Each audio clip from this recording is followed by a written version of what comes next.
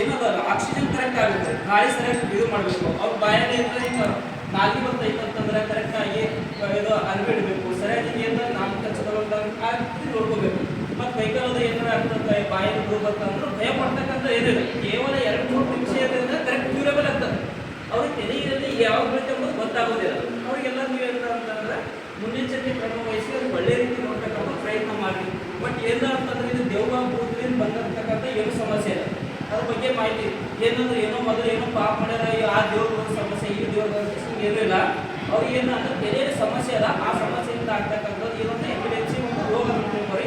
ಅದಕ್ಕೆ ಸೂಕ್ತ ಚಿಕಿತ್ಸೆ ಅಲ್ಲ, ಪ್ರತಿ ತಿಂಗಳು ಬಂದು ಟ್ಯಾಬ್ಲೆಟ್ಸ್ ತಗೊಳ್ತಕ್ಕಂಥ ಪ್ರಯತ್ನ ಮಾಡಿ.